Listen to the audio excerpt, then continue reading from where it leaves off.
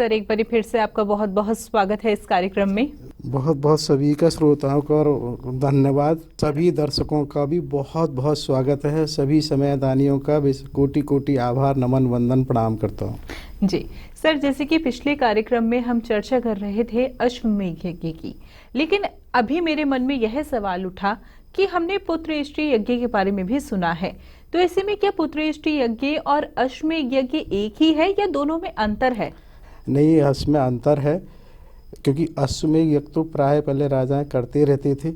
पुत्रष्टि यज्ञ का उद्देश्य ही पुत्रों की प्राप्ति के लिए किया जाता है, लेकिन पुत्रष्टि यज्ञ से पहले भी हमें कुछ जानना आवश्यक है, क्योंकि पुत्रष्टि यज्ञ से पहले हम एक चीज़ देखते हैं कि हमारे उत्तर भारत में आज भी प्रतिवर्ष सावन के महीने सोमवार और शिवरात्रि पर बहुत सारे कांवर का जुलूस और बहुत जुनून रहता है। तो उसको कांवर का मतलब ही एक चीज़ आती है कि श्रवण कुमार की धान आता है, और श्रवण कुमार के धान आते ही उनके माता पिता के। तो जब हम ये देखते हैं कि श्रवण कुमार के माता पिता ने भी दशरथ जी को श्राप दिया है, तो उसको श्राप को जानना आवश्यक है, लेकिन उससे भी पहले ये जानना अति आवश्यक है कि वहाँ दो वरदान जो कैकेयी माता ने मांगे, तो उस वरदान की आखिर वो कहाँ हुई, वो क्यों हुआ। क्योंकि कैकेयी माता ने जो दशरथ जी से दो वरदान मांगे हैं वो एक शंबासुर युद्ध है, उसके बारे में भी हमें उससे पहले जानना बहुत आवश्यक है। तो अभी हम जो अश्वमेध यज्ञ की चर्चा कर रहे थे कि जैसा हमने बताया कि कहीं भी कोई उत्सव हो, कोई आयोजन हो, कोई मेला होता है, तो जो जैसा स्वभाव होता है वो ऐसी हिसाब से उसमें सम्मिलित होता है। आज भी हम ये देखते हैं, यदि कहीं कोई ड्रिंक करने वाला है तो ड्रिंक में हो जाता है, कोई डांस करने वाला है डांस में, कहीं व्यापारी है तो उन व्यापारियों को समूह हो जाता है। उसी तरह से क्या था कि जैसे अश्वमेध यज्ञ चल रहा है तो उसी समय जो संत हैं, जैसे कहना चाहिए महर्षि वशिष्ठ हैं, क्योंकि उसमें जो आए हुए महर्षि विश्वामित्र, महर्षि संकर्षण वगैरह, वो वशिष्ठ जी के आश्रम पर ही रुके थे। तो होता क्या है कि जो है जैसा स्वभाव होता है वैसी चर्चा होती है। तो वहाँ पर इस तरह की चर्चा हो रही होती है कि भाई इस तरह से जो अमरावती देवलोक है वहाँ से बराबर जो सूचनाएं और संदेश आ रहे हैं वो उचित नहीं आ रहे हैं। तो उसके बारे में उनका जब है तो भाई कहीं ना कहीं उनका ये आश्रय रहता है भी इसी पे समय निकलवा के महाराज दशरथ जी से भी चर्चा की जाए। तो वो उसका ना प्रयास करते हैं और महाराज दशरथ जी से ही इस तरह की चर्चा करते हैं कि महाराज ये सूचनाएं बराबर आ रही हैं, आपके पास भी आ रही हैं, हम लोगों को भी आ रही हैं। तो उसी में उसमें क्योंकि जैसा पहले बताया था कि कैकेयी के वहाँ से जो उनके संरक्षक प्रमुख थे, दलपति हैं, उनके चिकित्सा के जो प्रमुख हैं भास्कर जी हैं, जो आयुध प्रमुख हैं पुष्करण जी हैं, बहुत सारे लोग आए हुए हैं जो कि यहाँ की व्यवस्था को भी अपडेट करना चाहिए, उसमें जो सुधार की आवश्यकता है उसका प्रयास कर रहे हैं। इसको न जैसे हमने कहा था, हम ऐसे समझ सकते हैं वर्तमान में अभी हमारे भारतवर्ष में भी कुछ राष्ट्राध्यक्ष आए थे तो उन्होंने हमारे यहाँ की यूपीआई व्यवस्था वगैरह देखी तो बड़ा सराहा। तो ये होता है, कहीं भी जब जाते हैं कोई ना कोई व्यवस्था ऐसी लगती है जो प्रभावित और आवश्यकता लगती है तो उसको किया जाता है और करना चाहिए। तो उसी चीज़ में को जब यहाँ ये लोग पहले से आए हुए हैं और वो वहाँ से उन व्यवस्थाओं को कर रहे हैं, तभी उस व्यवस्था में ये होता है कि जब वो लोग भी शामिल होते हैं, महर्षि वशिष्ठ होते हैं क्योंकि उन्हीं के आश्रम पर सभी की सभा हो रही है, वशिष्ठ जी के साथ साथ विश्वामित्र भी होते हैं। और महर्षि जो विश्वामित्र हैं, साथ एक चीज़ और स्पष्ट करने का आश्रय है कि वैसे वो जन्म से क्षत्रिय थे, लेकिन अब वो महर्षि होकर वो ब्राह्मणों वाली ही उस स्थिति में होते हैं और उनको ब्रह्मर्षि विश्वामित्र कहा जाता है। एक चीज़ और मन में यहाँ थोड़ा सा आ रहा है कि अक्सर करके जाति और उसका आता है, तो देखो एक चीज़ बहुत स्पष्ट उस समय भी होती है कि कितनी जो जाति थी वो कर्म से थी, जन्म से नहीं थी। महर्षि विश्वामित्र जन्म से क्षत्रिय हैं, लेकिन वो ब्राह्मण के समकक्ष और ब्रह्मर्षि ही माने जाते हैं। ब्राह्मण भी हो उसको ब्रह्म से जुड़ा हुआ है, ब्रह्मर्षि भी उससे जुड़े हुए हैं। तो इसलिए ये चीज़ बिल्कुल है। और उस समय की चीज़ एक बात हम देखते हैं कि उस समय भी वर्गीकरण 4 वर्गों का था। भाई 4 वर्गों में ब्राह्मण का था, क्षत्रिय का, वैश्य और शूद्र। आज भी प्राय हम देखते हैं सरकारी व्यवस्था में कहीं ना कहीं 4 कैटेगरी की सेवाएं होती हैं। भाई क्लास 1, क्लास 2, क्लास 3, क्लास 4। तो ये जो व्यवस्था आज भी अगर है तो इसमें ऐसा नहीं है वो हम इस क्लास 1, क्लास 2, क्लास 3 को, क्लास 4 को जब देखते हैं तो ये अपने आप में एक अलग वर्गीकरण है। इस वर्गीकरण में ऐसा नहीं कि जाति और बरादरी का ही हो, तो उसी तरह से उस समय भी ऐसा ही था। तो ब्रह्मर्षि जब उसमें विश्वामित्र जी हैं, संकर्षण उनके शिष्य हैं जो कैकेयी माता के गुरु रहे हैं, उसमें दलपति भी हैं, सब लोग उस पर भी ये विचार चल रहा होता है। सुमंत जी भी होते हैं, धनपाल, उनके दूसरे मंत्री वगैरह भी होते हैं, अकोप हैं और भी उसमें होते हैं। तब ये सभा में विषय आता है कि एक तरह से विश्वामित्र जी इस बात को कहते हैं, पुत्री तुमने नूह में जो बहुत बड़ी अपने की व्यवस्थाओं को अपने हाथ में लेने के बाद तुमने अपना ये सिद्ध किया कि भाई तुम्हारी जो क्षमता है, ऐसा लग रहा है, लेकिन वर्तमान में तुमने बिल्कुल अपने को हर व्यवस्था से अलग कर लिया है। तो वो उसी को थोड़ा सा मोटिवेट कहें, उनको वो कहें करने के लिए उस माहौल को बनाने की कोशिश करते हैं। दशरथ जी से भी कहा जाता है भाई जो अभी वहाँ से कैकेयी प्रदेश से जो लोग अभी बताया कैकेयी, भास्कर और पुष्करम वगैरह आए हुए हैं, उनके साथ साथ जो भी चीज़ें कार्यक्रम हो रहे हैं उसमें अब कैकेयी को लेके एक बार उनका अवलोकन किया जाए, जिससे उनको किसी न किसी तरह की प्रेरणा मिले। लेकिन क्या होता है कि वहीं कैकेयी भी अपने को बीच में बोलने की कोशिश करती हैं, लेकिन महर्षि तो उनको फिर रोका जाता है, क्योंकि उनको ये कहा जाता है कि भाई व्यवस्थाओं को साथ साथ ये ज़रूरी है कि कहाँ क्या हो रहा है उसको समझना।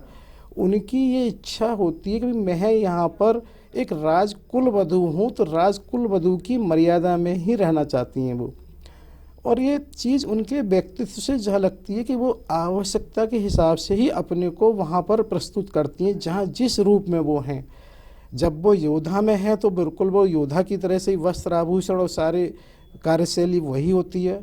जब वो वर्तमान में यहाँ पर राजकुल वधू के रूप में है तो राजकुल वधू की मर्यादा में ही है। तो उस राजकुल वधू की मर्यादा के कारण वो बिल्कुल कहीं भी अपने को किसी चीज़ में इन्वॉल्व नहीं करना चाहती हैं, ना ही रखना चाहती हैं। तो उसी चीज़ को मोटिवेट जैसे कहना चाहिए ना, कि हमने देखा हमारे यहाँ भी जब कोरोना का टाइम आया तो प्रधानमंत्री जी ने डॉक्टर्स को मोटिवेट कैसे किया, लेकिन जब सीमाओं पे जब कोई बात आती है तो सेनाओं को मोटिवेशन किया जाता है। इसी तरीके से ये प्रयास किया जाता है भाई इनकी जो क्षमता है उनको उभारा जाए और किसी तरह से उनको किया जाए।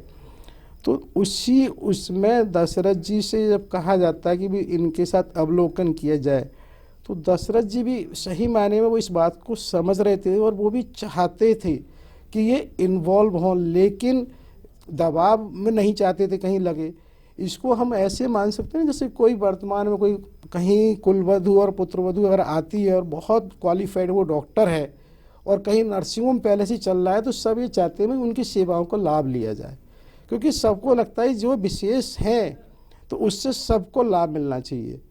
उसी व्यवस्था को देखते हुए वो उनको चाहते हैं, लेकिन उन्होंने उस व्यवस्था के साथ साथ अपने को मर्यादा फिलहाल केवल और केवल राजकुल वधू वाली रखी है, जिसकी वजह से सभी लोग उसको ये प्रयास करते हैं उससे बाहर निकल के आएँ। जो उनके गुरु हैं महर्षि संकर्षण, महर्षि विश्वामित्र जी, वो इस बात को दशरथ जी को कहते हैं कि भाई आप इनके साथ अवलोकन जरूर करें, क्योंकि दशरथ जी स्वयं भी यही चाहते हैं। तो इसी व्यवस्था को देखते हुए उनको तैयार किया जाता है। उनको तैयार करके ये हो जाता है कि भाई जहाँ जहाँ जो जिस तरह के हमारे वो कार्य क्षेत्र चल रहे हैं, जैसे बताया कि भाई चिकित्सा में कहाँ क्या सुधार होना है, आयुधों में कहाँ सुधार होना है, उस सबको अवलोकन करने के लिए तैयार किया जाता है। वो महाराज दशरथ और जब कैकेयी से वार्ता हो रही होती है तो वहाँ पर उनको मानसिक स्तर से भी तैयार करने के लिए ज़रूरी होता है। तभी ना वो इस बात को बराबर सबके सामने कहती हैं कि जब से वो अयोध्या आई हैं विवाह के बाद, उन्होंने पूरा अभ्यास बिल्कुल त्यागा हुआ है, उन्हें बिल्कुल भी अपना अभ्यास नहीं है। तो एक ऐसा होता है ना, हम किसी भी चीज़ में शारीरिक और मानसिक तैयार होना बहुत ज़रूरी होता है। इसको हम एक मिनट ऐसे समझ सकते हैं जैसे क्रिकेट के मैदान की बात हो और कोई खिलाड़ी बहुत लंबे समय से कोई अभ्यास ना करे तो एकाएक उसका मानसिक स्तर भी वैसे हो जाता है।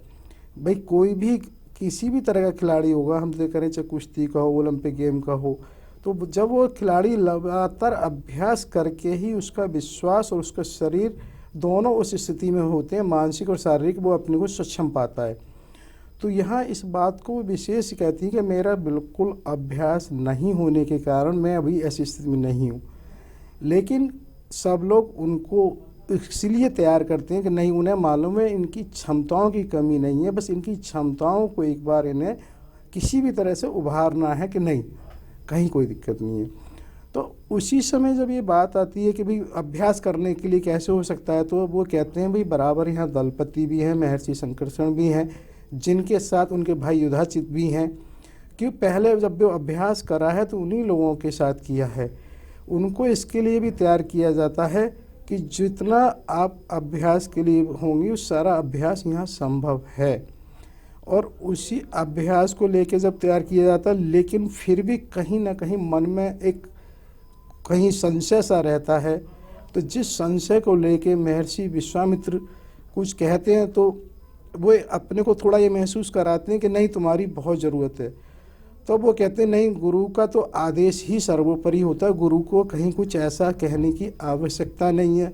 लेकिन फिर भी वो ना हाँ नहीं कहती हैं, अपने को एक तरह से सशंकित कुछ सोचने में फिर भी उनको ऐसा किया जाता है। दशरथ फिर अपनी बात रखते हैं, महाराज दशरथ जी वो इस बात को कहते हैं भाई किसी भी अवध की सेना और शक्ति में कमी नहीं है, लेकिन स्थितियाँ हम लोगों ने जो युद्ध करे हैं वो ऐसे मायावी अब उसके नहीं करे हैं। जैसे बताया कि वहाँ जो युद्ध है वो असुरों का है, और जो अमरावती है वो भी वहाँ पर है एक तरह से पहाड़ों में। तो वहाँ की युद्ध की शैली अलग होती है, और असुरों की शैली तो इसलिए भी अलग मानी जाती है, उनका कोई नियम कानून कायदा नहीं होता, उनके सब अपने हिसाब से होते हैं। और प्राय देवताओं के और मानवों के सबके एक ये रहता है कि कहीं ना कहीं नियमों से लड़ते हैं। तो उनको ये कहा जाता है कि तुम्हें अनुभव है, आपने नूह पे भी वहाँ किया है, विजय प्राप्त की, और कहीं कोई अभी तक ऐसा युद्ध नहीं है जहाँ तुमने विजय प्राप्त न की, अजय योद्धा हो। तो उनको भी इस तरह से ना तैयार करने की कोशिश की जाती है। और वो कहते हैं महाराज दशरथ जी कि नहीं, मैं तुम्हारे बिना एक तरह से कुछ इस तरह से महसूस करते हैं कि भाई तुम्हारी बहुत ज़रूरत है, अधूरा हूँ, अगर तुम्हारे उससे होगा, क्योंकि वहाँ अलग तरह का युद्ध है और अवध की जो ताकत है वो तुम्हारे साथ है, पुराना अनुभव है, तो चीज़ें अलग हो जाती हैं। क्योंकि जैसा बताया कि रिश्तों का मतलब ये होता है कि एक दूसरे को सहयोग और शक्ति प्रदान करना। क्योंकि अब केकई प्रदेश भी, और पहले जैसे हमने चर्चा की है, केकई के जो राजकुमार युधाजित हैं उनका विवाह सलभ नरेश की पुत्री ऐश्वर्या से हुआ, तो सलभ नरेश भी एक तरह से उनके साथ हो जाते हैं। तो वहाँ जब ये चर्चाएँ चल रही होती हैं तभी फिर जब इस तरह की बात महाराज दशरथ जी कहते हैं तो फिर वो थोड़ा सा एक उसमें आती हैं अपनी मनोदशा में। उन्होंने कहा फिर इस बात को कि नहीं, हमें माता पिता और गुरुओं ने यही संस्कार दिए हैं, यदि पति की आन बान शान पे कहीं कोई आँच की संभावना भी हो तो पत्नी का दायित्व कि वो सर्वस्व अपना न्यौछावर कर दे, कुछ भी उस समय उसका नहीं रहता। तो यहाँ पे ये बात बहुत समझने की है कि जहाँ पति की आन बान की बात आ रही है, वो अपने को किसी भी स्थिति में ये रखने को नहीं तैयार है कि मेरा भी कोई अस्तित्व रहता है, कुछ भी किसी भी स्थिति, चाहे मेरी जान जाए चाहे मेरा कुछ भी जाए, लेकिन पति से ऊपर कुछ नहीं है। तब उस स्थिति के लिए वो वहाँ तैयार होती हैं। फिर उनकी जब स्वीकृति होती है तो थोड़ा सा सबके अंदर एक मनोबल आ जाता है। तब फिर वो उसको सारी व्यवस्था को देखती हैं, कहाँ कहाँ क्या कैसे हो रहा है, और इधर वो एक प्रयास ये भी शुरू कर देती हैं कि अभ्यास करने के लिए जो उनके भाई युधाजित हैं, उनके गुरु संकर्षण हैं, उधर जो सुरक्षा प्रमुख दलपति हैं, जहाँ जिसका जैसे संभव होता है वो देखती हैं। महाराज भी इस चीज़ को महसूस करते हैं, जब कभी वो अभ्यास कर रही होती हैं, उनके जिस तरह से आक्रमण शैली और उनकी रक्षण शैली है वो एक अपने आप में अलग है। उन्हें भी एक अंदर से खुशी सी होती है कि भाई नहीं, वास्तव में इनका इसमें आना बहुत ज़रूरी है। जो इनकी विधा है उसका जब तक उभार नहीं होगा, जब तक प्रदर्शन नहीं होगा, तो कैसे उसका रूपक होगा। जिस समय जब वहाँ महारानी केकई महाराज दशरथ अन्य लोगों के साथ चर्चा कर रही होती हैं, तब फिर वो उसकी सारी जानकारी करती हैं। उनका रहता है कि हमारी सबसे बड़ी शक्ति क्या है और सबसे बड़ी हमारी किस किस तरह की सेना में उसका रूप है, हम पे क्या आयुध हैं, कैसे हैं, सबको वो समझने की कोशिश करती हैं। जब वहाँ के जो अनेकपाल धर्मपाल उनके सेनापति हैं वो उसको बताते हैं। यहाँ एक चीज़ और मैंने ये नोट किया कि जो उनका प्राय संपर्क रह रहा है यहाँ सुमन जी से कम है, क्योंकि यहाँ उनकी व्यवस्था में किसी वजह से अन्य जो उनके मंत्री हैं उनको रखा गया है। शायद सुमन जी क्योंकि महाराज दशरथ जी के बहुत परम करीब हैं, तो हो सकता है उनसे एक व्यवहार इतना समन्वय ना हो, एक समकक्ष उनके हैं। जो अन्य मंत्री हैं तो उनसे उनका रहता है। जब वो पूछती हैं तो उसमें उन्हें अवगत कराया जाता है कि हमारी जो गज सेना है वो सबसे बड़ी शक्ति है। उसमें वो बताते हैं हमारी लगभग सबसे बड़ी सेना है। जैसे ही वो उस गज सेना की बात करते हैं तो वो दलपति की ओर देखते हैं इशारों से। मतलब क्या होता है ना, इशारों की भाषा एक ऐसी होती है कि बिना कहे भी बहुत कुछ समझा जा सकता है। कई बार इस शब्दों से हम इतनी बात नहीं समझा पाते जितना बिना शब्दों के समझा पाते हैं, क्योंकि शब्दों के उपयोग और अपने अपने हिसाब से आदमी कर सकता है, अपना अर्थ निकाल सकता है। और ये वास्तविकता है कि शब्दों से परे की भी एक शैली है, वो एक दुनिया है जिसको आदमी उस तरह से समझ सकता है। जैसे प्राय अगर हम घूमने करने आजकल बहुत रहता है, समुद्रों के बीच और किनारों पर जब जाते हैं तो वहाँ हम एक चीज़ ये महसूस करते हैं, समुद्र के जो एक किनारे पे हम हैं, बहुत अथाह के बावजूद दूसरा किनारा नज़र नहीं आता, लेकिन दूसरा किनारा होता है। उसी तरह से एक दुनिया शब्दों की है और एक दुनिया बिना शब्दों की भी है, कि जो भाषा बिना शब्दों की होती है वो बहुत अच्छे से समझ में आती है। तो यहाँ पर जब ये संकेत होता है तो दलपति उसको आपस में जैसे कुछ उन्होंने सुना और समझा और इशारा हो गया, तो वो अन्य चीज़ों की बातें भी करते हैं। फिर वो ये समझने की कोशिश करती हैं कि अभी तक जो वहाँ देव हैं भाई क्या ऐसी वजह रही है कि जो उनको अक्सर अपना विश्वास वो हो रहा है या वो हार रहे हैं, क्या कारण है। तो वो वहाँ पर इसकी भी चर्चा करी जाती है कि जो उनकी असुरों की गज सेना है वो उसमें क्या करते हैं। वो असुरों की ये पद्धति होती है, उन गजों को मदरापान कराते हैं, प्लस जो उनके चालक हैं या जो उनके वो हैं उन लोगों को भी मदरापान करा देते हैं, जिससे क्या होता है वो उन्मुक्त हो जाते हैं गज भी, प्लस उनके जो खेवने वाले हैं। तो उससे क्या होता है उनका एक जोश उस समय बढ़ जाता है और वो इस तरह से वो फैलाते हैं कि इनके जो देवताओं के अपने तैयारियां हैं वो तैयारी ही रह जाती हैं, वो उसको अंजाम नहीं दे पाते हैं। उस चीज़ को जब वहाँ पर ये विचार चल रहा होता है तो तभी उन्हें ये समझ में आता है कि अच्छा, तो आपस में फिर दलपति को इशारा करते हैं कि जैसे उन्हें कोई सुराग मिला हो उनसे। बोले बाकी उनका और भी ये सब जानकारी की जाती हैं। उन्हीं चीज़ों को जानकारी करके फिर ये उसी समय एक समयबद्धता इस तरह से चीज़ों को की जाती है, जैसे क्या ना कोई तैयारी हम लोग करते हैं, भाई क्या तैयारी की जाए, कैसे की जाए। तो वो पाइपलाइन में इस तरह से तैयारी करती हैं, भाई ये हमारी आयुधों की जो आवश्यकता है, ये हमारी जो चिकित्सा पद्धति में आवश्यकता है, जो हमारी सेना की आवश्यकता है। हम इसको ना ऐसे समझते हैं कि कई बारी हमारे यहाँ भी मंत्री जी वगैरह हमने देखा है कि वो आए दिन सेनापतियों का मनोबल बढ़ाने या उसके लिए वहाँ जाते हैं। उन क्षेत्रों में जाके जब ये महसूस करते हैं कि क्या चीज़ इनको आवश्यक है, मालूम पड़ा अगर ये सड़क इस तरह से बन जाए, ये पुल इस तरह से बन जाए तो कनेक्टिविटी बेटर हो सकती है। तो जब उनकी समस्याओं को समझेंगे हम तभी समाधान देंगे। तो उसी चीज़ को वहाँ भी ये मानते हुए किस किस की क्या आवश्यकता है वो अलग अलग से सबको संगठित करती हैं और सबको निर्धारित करती हैं एक समय सीमा के, भाई सब अपने अपने कार्यों को बेहतर अंजाम दें। उसी में फिर ये बात भी करती हैं कि भाई एक समय सीमा पे महाराज दशरथ वो उसका अवलोकन करेंगे। यहाँ ये भी जानना और बताना ज़रूरी है कि सब जो तैयारी होती हैं वो कहाँ होती हैं। क्या होता है, ये एक सामान्य प्रक्रिया है कि हमारी सूचनाएं कम से कम हमारे दुश्मनों के पास जाएं और दुश्मनों की सूचनाएं अधिक से अधिक हमारे पास आएं। तो उसकी वजह से वो एक काम करती है, भाई कोई ऐसा स्थान बताया जाए जहां से हम बेहतर तैयारी कर सकें। तो उसी समय बताते हैं कोई एक तरह से पुराना कभी कोई कारावास रहा होगा जो इस समय उपयोग में नहीं था, उस स्थान को ये निर्धारित किया जाता है अपनी तैयारी के लिए। हालांकि वैसे तो ये माना जाता है कि वहाँ पर उस समय महाराज दशरथ जी के समय में इतने लोग वो थे कि मिथ्याभाषी भी नहीं थे, मतलब झूठ बोलना भी वहाँ नहीं था। और वहाँ तो ये कहते हैं कि अपराध और जो न्यायालय और वो सब व्यवस्था इसलिए नहीं थी कि ये इसमें अपराध इसने किया है, वो इसलिए थी कि भाई ये मेरे दायित्व का निर्वहन मुझे नहीं करने दे रहा है। वो अक्सर वहाँ लड़ाइयाँ बताते, वो भी वाद विवाद जाते थे, वो एक तरह से शास्त्रों के या उसके जाते थे। बाकी तो सब लोग अपने आप में इतने खुश और वो बनाई हुई व्यवस्था थी, क्योंकि एक ये चीज़ निश्चित है कि मिथ्याभाषी केवल अगर सत्यवादी लोग हो जाएं तो बहुत सारी समस्याओं को समाधान बहुत आसान हो जाता है। और यहाँ ये बहुत समझना आवश्यक है, किसी भी अपराध को हम कितने भी न्यायालय, पुलिस और कारावास बना लें, उनको नहीं संयत कर सकते हैं।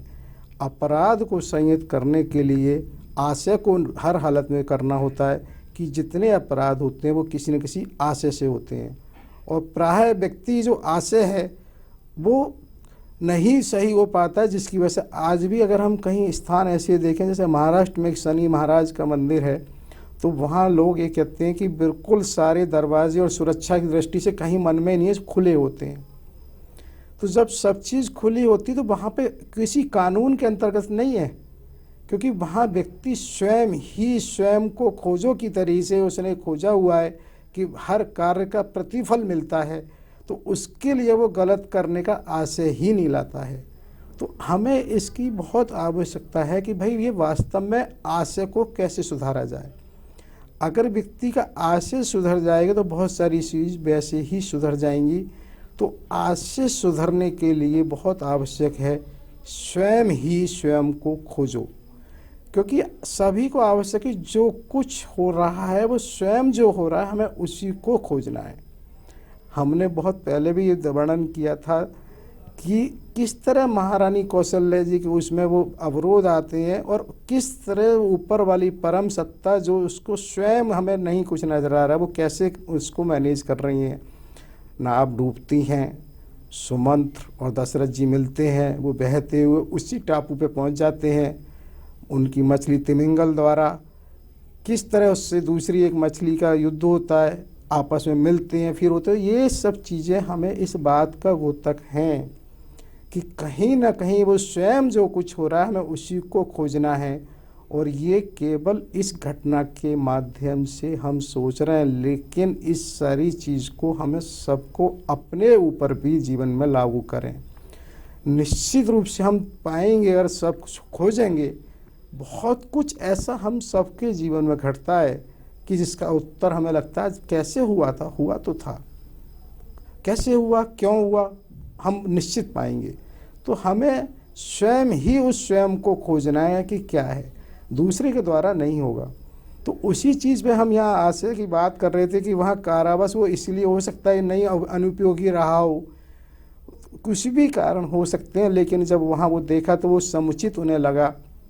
उसमें एक पूरा मैदान है जहाँ उन्होंने जिस तरह की सामग्री हमने बताई, क्योंकि जो सेना होती है सेना की सामग्री अलग होती है, जिसमें आयुध भी हैं, अस्त्र सब रखे जाते हैं।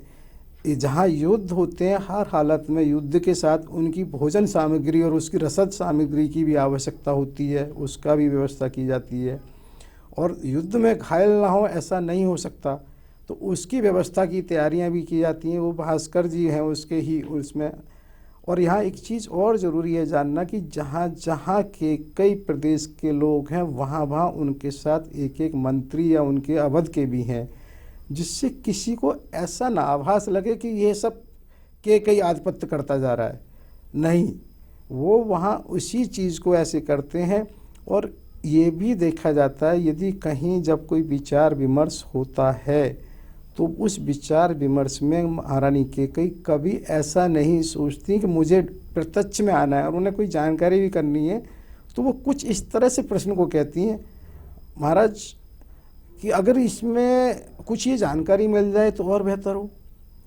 तो ऐसा होता है ना, इसका प्रस्तुतिकरण इसलिए महत्वपूर्ण है। जैसे हम एक चीज़ बहुत व्यवहारिक बात बताते हैं अभी कई बार हम देखते हैं कि ये मोबाइल हमने किसी का मिलाया तो एक तुरंत एक मन में विषय आया, मेरा मोबाइल नहीं उठाया।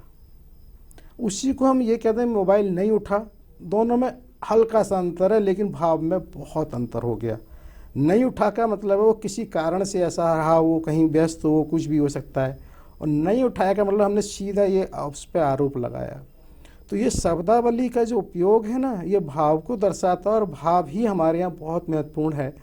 हमारे यहाँ सब शास्त्रों ने ये कहा है कि जो कुछ होता है वो भाव से होता है, क्योंकि भाव ही हमारे समय रहते रहते वो विचार होता है, वो विचार होके वो कर्म होता है, कर्म होके ही निर्णय होता है, और निर्णय से ही कर्म फल और वो प्राप्ति होती है। तो उसी चीज़ को वो जब भी कभी वहाँ होती है तो महारानी अपने व्यक्तित्व के हिसाब से वो ये प्रयास करती हैं कि कहीं किसी को ऐसा ना लगे। तो वो महाराज दशरथ जी भी इस बात को बहुत अच्छे से समझते हैं। उन्हें भी कुछ बताना पूछना होता है तो दोनों आपस में एक तरह से इतनी अच्छी सामंजस्य बैठा हुआ है कि कहीं किसी को ऐसे नहीं लगता कि दो हैं, एक ही बात है। महाराज दशरथ जी के ही उसमें सब अंतर्गत में उन्हीं के प्रमुखता में ही सब कुछ हो रहा है। तो वहाँ पर हम जो कारावास की बात कर रहे हैं तो वहाँ कारावास में ये तैयारियों की देखते हैं, प्लस उसी समय फिर एक पीछे जहाँ थोड़ा सा इमारत निर्माण होती हैं उनको, क्योंकि रिपेयरिंग भी कराई जाती है, थोड़ा सा उस हिसाब से किया जाता है। पीछे एक मैदान है, क्योंकि उस मैदान में सेना हो और सेना का अभ्यास ना हो तो कैसे हो सकता है। तो वो सब तरह की तैयारियां वहाँ चल रही होती हैं, और उनको सबको ये कहा जाता है इस समय सीमा में इसको इस तरह से किया जाए कि महाराज दशरथ जी इसका अवलोकन फिर करेंगे। जब तुम लोगों की तैयारी हो जाएंगी तो सब लोग उसमें वहाँ पर तैयारी में जुटते हैं।